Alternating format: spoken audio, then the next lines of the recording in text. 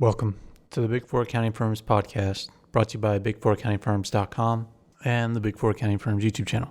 Before we get started, just wanted to remind everybody to support us if you have a chance or if you can. Even $1 helps, and we have a link in the description to a website called Buy Me a Coffee. It's just a way to donate to us and support us. Again, any amount is helpful so that we can keep putting out content.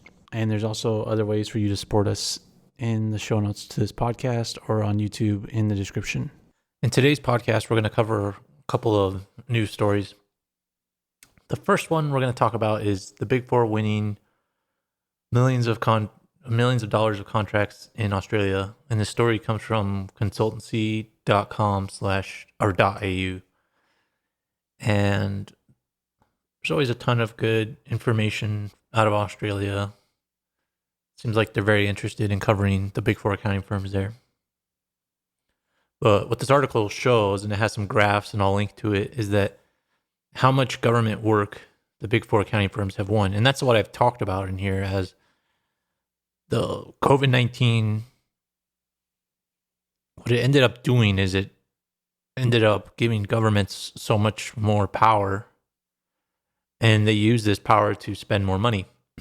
I mean, the whole thing was that there's supposed to be a worldwide recession or depression as a result of COVID-19, yet somehow government spending increased somewhat exponentially, and we would expect it to increase in public health, but we saw it increase in other places as well.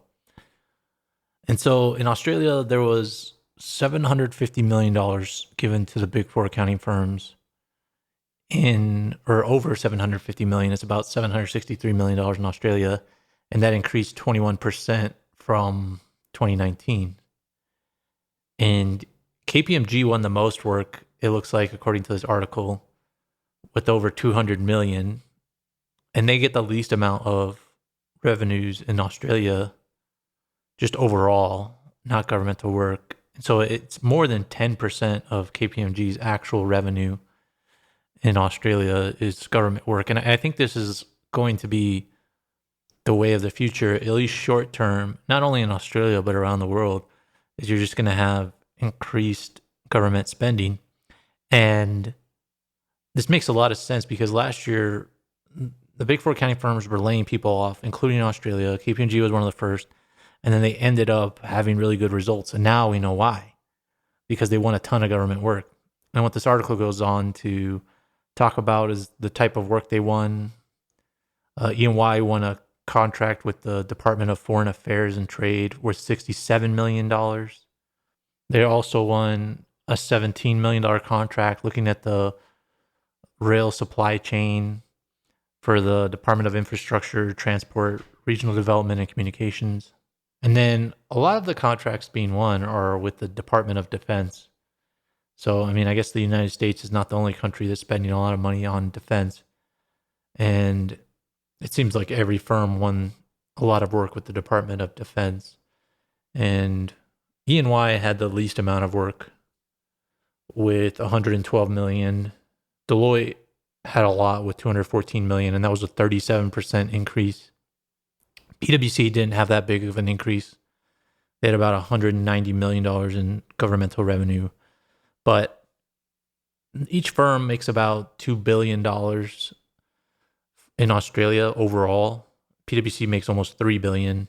And so this represents a significant amount of revenue for the Big Four accounting firms.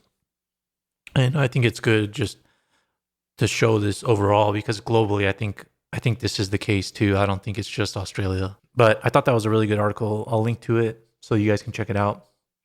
And the next news story is a somewhat unique partnership between KPMG and Ogletree Deakins, which is in Ogletree Deakins is a law firm in the United States, and it's partnering with KPMG Law in Germany, and they're forming a global alliance to provide businesses with a global workforce solutions.